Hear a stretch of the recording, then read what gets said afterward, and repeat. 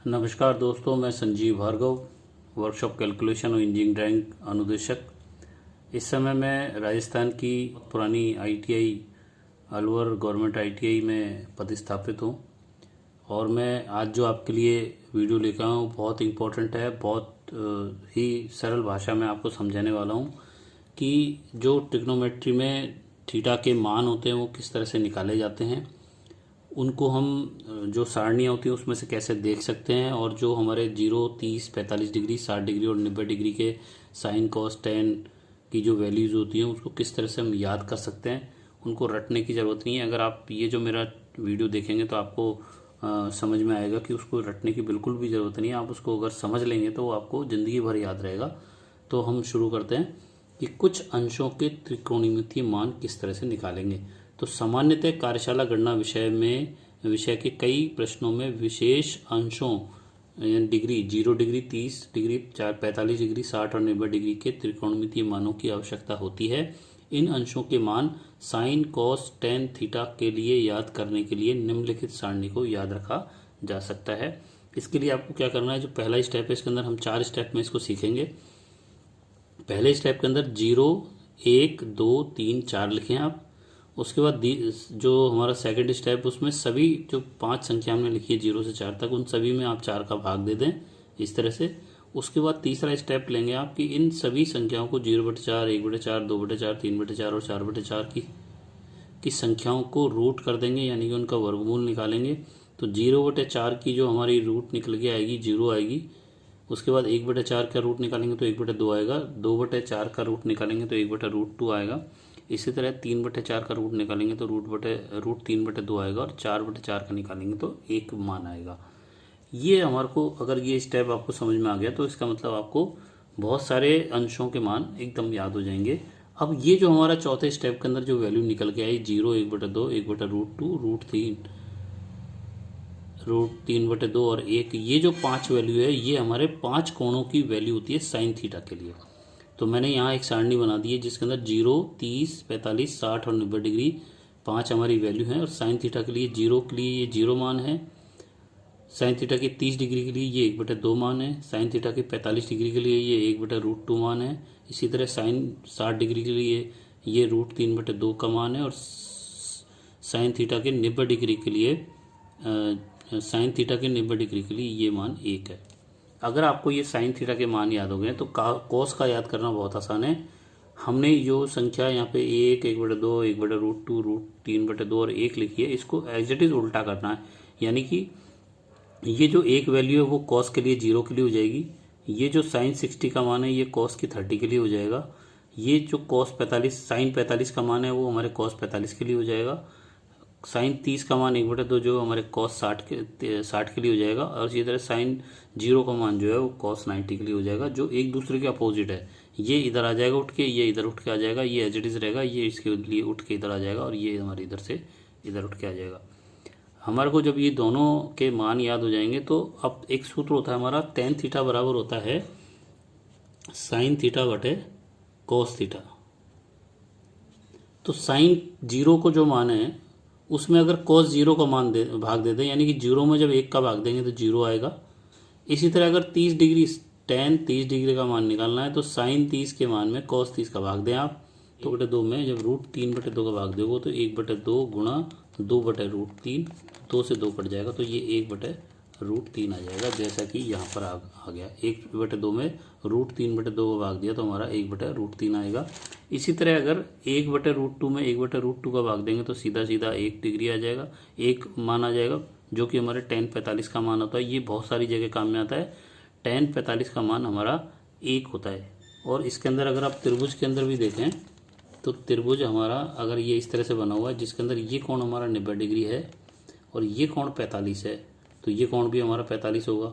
अगर ये वाला थीटा लेते हैं, मान लीजिए ABC है, उसके अंदर अगर ये वाला लेते हैं तो tan A बराबर हो जाएगा, ये हमारा लंब होगा और ये आधार होगा। तो ये इस समय थीटा के सामने वाली भुजा लंब और ये वाली आधार कहलाएगी। तो इन दोनों की वैल्यू 45 डिग्री होने पर बराबर होगी। मान लीजिए ये x है तो ये भी x होगी। उस कंडीशन में tan 45 डिग्री का मान हमारा x/x होने की वजह से 1 आएगा, क्योंकि जैसे ही हमारा 45 डिग्री होता है तो उस कंडीशन में 90 डिग्री वाले समकोण त्रिभुज के अंदर ये वाला 45 डिग्री होने पर ये वाला आधार और ये वाली लंबाई की जो दूरी है वो दोनों बराबर हो जाती है। उस कंडीशन में tan 45 का मान 1 हो जाता है। उसके बाद जब हम tan 60 का मान निकालेंगे, tan 60 का मान निकालने के लिए जो ऊपर एक दूसरे के ऊपर लिखे हुए, तो आप यहाँ देखें कि जब हम √3/2 में 1/2 का भाग देंगे, उस कंडीशन में ये √3/2 मल्टीप्लाई ये 2 ऊपर चला जाएगा, 1 नीचे आएगा, 2 से 2 कट जाएगा और ये √3 यहाँ पे बच जाएगा। इसका मतलब ये है कि tan 60 का मान हमारा √3 आएगा और tan 90 के मान में जब sin 90 के मान में cos 90 का भाग देंगे, यानी कि 1 के अंदर 0 का भाग देंगे, तो किसी भी संख्या में 0 का भाग देने पर वो वैल्यू अनंत आती है, तो यहाँ पर अनंत आ जाएगी। यहाँ मैंने एक सारणी बनाई है जिसकी सहायता से आपको साइन कॉस tan जो अपन ने पिछली सारणी में पढ़ा, उसके अलावा cot थीटा, sec थीटा और cosec थीटा के 0 डिग्री, 30 डिग्री, 45 डिग्री, 60 डिग्री और 90 डिग्री के मान किस तरह से हम समझ करके याद रख सकते हैं, उसकी एक सारणी है ये। और डिग्री के बढ़ने के साथ क्या उनके मान बढ़ रहे हैं या घट रहे हैं, ये भी आपको यहाँ पे पता चलेगा। तो उससे पहले हमने जो पिछली सारणी पढ़ी उसके अंदर हमने 4 स्टेप उठाए थे, 0, 1, 2, 3, 4 लिख करके इन सभी में चारों का भाग दिया था। फिर उसके बाद इन सभी को हमने रूट किया था। रूट करने के बाद जो हमारी वैल्यू आई थी वो साइन थीटा के लिए 0, 30, 45, 60 और 90 डिग्री के लिए थे, जो कि 0, 1/2, 1/√2, √3/2 और 1 है। यहाँ पर आप देखेंगे कि 0 से चल करके हमारा मान 1 की तरफ जा रहा है, यानी कि ये हमारा मान हो गया 0.5, ये मान हो गया हमारा 0.707, ये हो गया हमारा 0.816 और ये हो गया 1, यानी कि हमारा यहाँ पे मान बढ़ रहा है। लेकिन जब कॉस के अंदर हम जाते हैं तो यहाँ पे आप देखेंगे कि हमारा 1 से शुरू होकर के 0 डिग्री का मान तो बढ़ रहा है, लेकिन यहाँ पर इसकी जो वैल्यू है वो घट रही है, क्योंकि 1 है, उसके बाद 0.8 है, उसके बाद 0.7 है, उसके बाद 0.5 है और उसके बाद 0, यानी कि हमारे अगर कॉस थीटा के अंदर जाएँ तो डिग्री तो बढ़ती है लेकिन उसके मान हमारे कम होते जाते हैं। उसी प्रकार जब हम tan थीटा की तरफ जाते हैं तो हमारे डिग्री के बढ़ने के साथ साथ इनके मान भी बढ़ते हैं, जो हमारे यहाँ से 0 से शुरू होते हैं, उसके बाद 1/√3, फिर उसके बाद 1/1.732 और उसके बाद अनंत आ रहा है। तो यहाँ पर हमारा tan थीटा के अंदर डिग्री के मान बढ़ने के साथ साथ इसकी वैल्यू भी बढ़ रही है। लेकिन cot थीटा के लिए जाते हैं तो हम cot थीटा होता है हमारा cos बटे साइन, यानी कि cot थीटा के अगर हमें 0 डिग्री का मान निकालना है तो हमको cos थीटा के 0 के अंदर साइन 0 के वैल्यू का मान रख करके निकालना पड़ेगा। तो cos 0 का मान है 1 और साइन 0 का मान है 0, तो 1 में जब 0 को भाग देते तो अनंत आता है। इसी तरह cot 30 डिग्री का मान निकालने के लिए हम cos 30 में साइन 30 का मान रखेंगे, जो √3/2/1/2 है, इसमें से 2 कट जाएगा। तो cot 45 का मान निकालने के लिए cos 45 में साइन 45 का मान 1/√2 में 1/√2 का भाग देंगे तो 1 आएगा। और cot 60 डिग्री के अंदर मान निकालने के लिए cos 60 में साइन 60 का मान रखेंगे तो 1/√3 आएगा। cot 90 का मान निकालने के लिए cos 90 के मान में साइन 90 का मान रखने पर हमारा मान 0 आएगा। इसके बाद जब sec थीटा का मान निकालते हैं तो वो 1/cos थीटा होता है, इसलिए इसका मतलब sec 0 डिग्री का मान निकालने के लिए 1 के अंदर cos 0 का मान रखेंगे, जो 1 होता है, तो 1 में 1 का भाग देंगे तो 1 आएगा। इसके बाद sec 30 डिग्री का मान निकालने के लिए 1 में cos 30 का मान √3/2 रखेंगे तो उल्टा हो जाएगा 2/3। इसी तरह sec 45, इसी तरह sec 60 और इसी तरह sec 90 डिग्री का मान निकाल लेंगे, जो कि हमारा यहाँ पे डिग्री के बढ़ने के साथ साथ मान भी यहाँ पे बढ़ रहा है, लेकिन cot थीटा का मान यहाँ पे घट रहा है, जो मैंने अभी बताया। नहीं तो आप समझ लें यहाँ पे अनंत से शुरू करके 0 आ रहा है, क्योंकि अनंत सबसे बड़ी संख्या होती है, उसके बाद 0 आ रहा है, इसका मतलब मान घट रहा है। sec थीटा के अंदर ये मान बढ़ रहा है, 1 से शुरू करके अनंत जा रहा है। इसके बाद cosec थीटा का अगर मान निकालना है तो जो 1/sin थीटा होता है, इसलिए अगर cosec 0 का मान निकालना है तो 1 में sin 0 का मान 0 रखने पर अनंत आ रहा है। इसके बाद cosec 30 डिग्री का मान निकालना है तो 1/sin 30 का मान रखेंगे तो 1/1/2 आएगा, 2 ऊपर चला जाएगा तो 2। इसी तरह 45 का, 60 का और 90 का मान निकलेगा। तो यहाँ पर आप देखेंगे कि cosec थीटा के अंदर डिग्री के बढ़ने के साथ उसके मान घट रहे हैं। तो यहाँ आप देखेंगे कि हमारे साइन थीटा के अंदर डिग्री के बढ़ने के साथ मान बढ़ रहा है, कॉस में मान घट रहा है, टेन में मान बढ़ रहा है, कॉट में मान घट रहा है, सेक में मान बढ़ रहा है और लेकिन कॉसेक में मान घट रहा है। तो इसमें एक के लिए बढ़ता है, एक के लिए घटता है। तो आप साइन, टेन और सेक को तो आप प्लस माने, और कॉस, कॉट और कोसेक के अंदर मान हमारे घटते हैं। ये आपको ध्यान रहना चाहिए, जो कि इस सारणी से आप समझ सकते हो। इस सारणी को आप आराम से बना भी सकते हो और इसको बना भी लेना चाहिए आपको कॉपी में समझने के लिए। ये आप वीडियो में बार बार देखोगे तो आप उसको समझ भी जाओगे, और उसको आप उतार के अपनी कॉपी में भी बना लेंगे तो आपको आगे तक काम आएगा।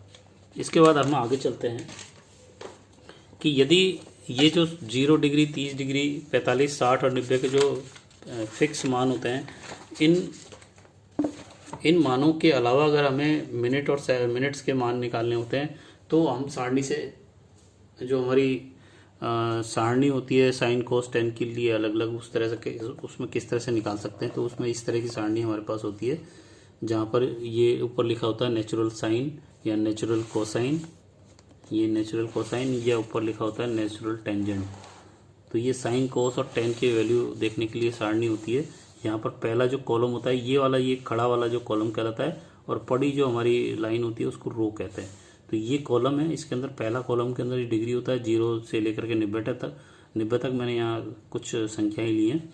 उसके बाद हमारे जो ये 1, 2, 3, 4, 5, 6, 7, 8, 9 और 10 हमारे जो कॉलम होते हैं, उसमें हर कॉलम जो है 6-6 मिनट के लिए होता है। 0, 6, 12 से लेकर के 54 मिनट तक, क्योंकि 60 मिनट पे तो फिर अगला डिग्री आ जाती है।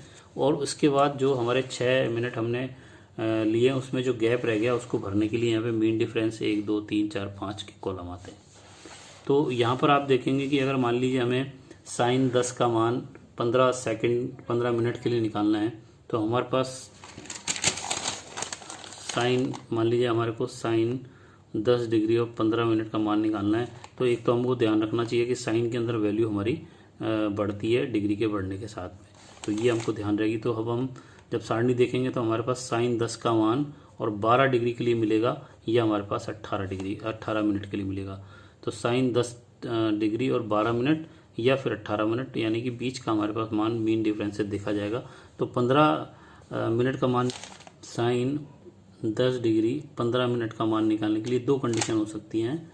एक तो हो सकता है कि साइन 10 डिग्री और 12 मिनट के लिए मान निकाल लें, और दूसरा हो सकता है साइन 10 डिग्री और 18 मिनट का 18 मिनट निकाल के और उसमें से 3 मिनट घटा दें, और यहाँ 12 मिनट का निकाल के उसके अंदर 3 मिनट का जोड़ दें। तो इस तरह से हम निकाल सकते हैं। तो यहाँ आप देखेंगे कि साइन 10 का 12 मिनट, साइन 10 के लिए 12 मिनट का मान है 17.71।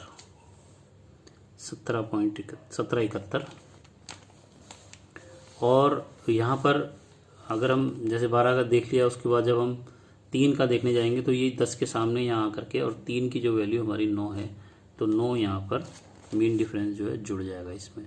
तो ये हो जाएगा 17.71 और 9 80, तो 17.80 हो जाएगा। और यहाँ पे प्लस आएगा क्योंकि हम यहाँ पे डिग्री का मान बढ़ा रहे हैं। अब यहाँ जब 10 डिग्री और 18 मिनट में से 3 मीन डिफरेंस का वैल्यू घटाएंगे तो देखते हैं क्या होता है। 10 का 18 के अंदर मान है हमारा 1788, तो यहाँ पे इसकी वैल्यू हो गई 1788। और ये माइनस हो रहा है, तो साइन में आपको पता होगा कि जब डिग्री बढ़ेगी तो प्लस होगा और डिग्री घटेगी तो माइनस होगी। तो यहाँ पे डिग्री हमारी माइनस हो रही है, उस कंडीशन में हमारे 3 मिनट का जो मीन डिफरेंस है वो हमारा मान है 9, तो 9 यहाँ से घट जाएगा, तो ये आ जाएगा 1779 और 0.1780। तो ये 1-2 मिनट का 1-2 वैल्यू की कम ज़्यादा हो सकती है इतना हमको, लेकिन शुरुआत में हमारी जो वैल्यू है वो समान है, तो इसलिए हमारा ये मान इस तरह से निकलता है। साइन के लिए डिग्री बढ़ने पर मान प्लस होगा और डिग्री घटने पर मान माइनस में होगा। तो इस तरह से हम इसकी वैल्यू निकालते हैं। इसके बाद अगर कॉस के बारे में बात करें तो कॉस में भी अगर हमें मान लीजिए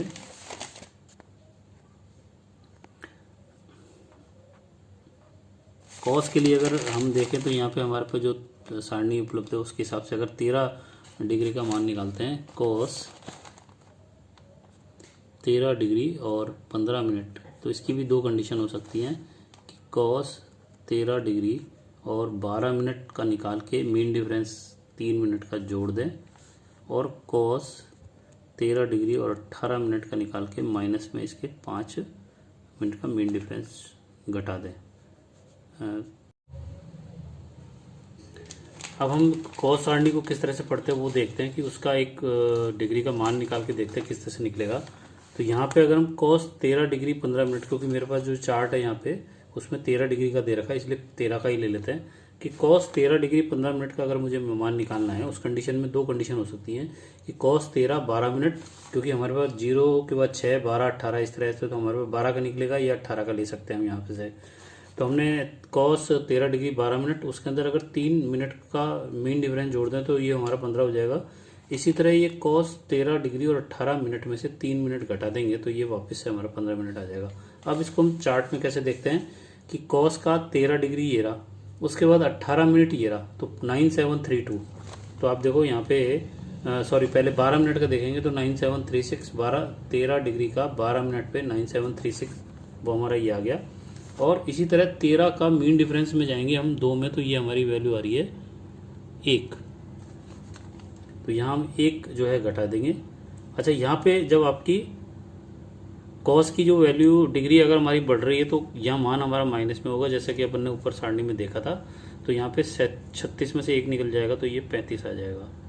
और इसी तरह से जब हम 13 डिग्री 18 मिनट में से 3 मिनट का मान घटा देंगे तो 13 18 हमारा है 9732। इसमें से हम जब जाएंगे तो हमारे पास 3 का है 2 मीन डिफरेंस है, तो 2 हमारे यहाँ पे डिग्री हमारी घट रही है तो वैल्यू हमारी बढ़ेगी, तो यहाँ पे ये 34 आ जाएगा। तो ये एक डिफरेंस आ रहा है, ये चल सकता है अपने। इसके बाद अगर 10 की सारणी में देखें तो फिर से वही 13 डिग्री 15 मिनट का मान अगर मुझे निकालना है तो आप देखो यहाँ पे 13 डिग्री का 12 मिनट पे वैल्यू हमारी है 2345 और इसका मीन डिफरेंस जो है हमारा चाहिए 3 मिनट के लिए है 9। तो 9 यहाँ पर, क्योंकि tan थीटा के बारे में बात कर रहे हैं तो ये हमारे यहाँ पे जुड़ेगा, तो ये हो गया 2354 और 13 डिग्री 18 मिनट का मान है हमारे पास 2364। इसमें से हमारा जो मीन डिफरेंस है वो 3 हमको लेना, तो वो वापस से 9 आ रहा है।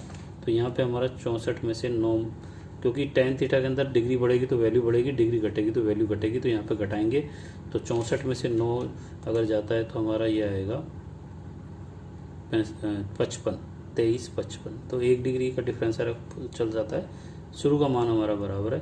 तो आपने देखा किस तरह से साइन थीटा के अंदर डिग्री बढ़ेगी तो वैल्यू हमारी बढ़ेगी, डिग्री घटेगी तो वैल्यू घटेगी। कॉस थीटा में डिग्री बढ़ेगी तो वैल्यू घटेगी, डिग्री घटेगी तो वैल्यू बढ़ेगी। और इसी तरह tan थीटा में डिग्री बढ़ेगी तो हमारी वैल्यू बढ़ेगी और डिग्री घटेगी तो वैल्यू भी घट जाएगी। तो इस तरह से हम साइन कॉस tan के डिग्री के सारणी के अंदर से डिग्री के मान निकाल सकते हैं। आज के लिए वीडियो इतनी, काफ़ी लंबा हो चुका है। अगला वीडियो में उदाहरण लेके आपको समझाऊंगा किस तरह से और न्यूमेरिकल को, ट्रिग्नोमेट्री के न्यूमेरिकल को हल किया जा सकता है। अगर आपको मेरा इस वीडियो आपको अगर मेरा ये वीडियो अच्छा लगा, लाइक कीजिए, सब्सक्राइब कीजिए, और अगर आप पहली बार आएँ तो सब्सक्राइब करने के बाद बेल आइकन क्लिक कीजिए, जिससे कि आपको नए वीडियो समय से मिलते रहे, जिससे कि आपकी अच्छी सी पढ़ाई हो जाए और अच्छी सी नंबर आपके आएँ, जो आप मेरे इस वीडियो को देख करके सीख करके एग्ज़ाम में करके आओगे तो अच्छे नंबर मिलेंगे। धन्यवाद, नमस्कार, जय हिंद, जय भारत।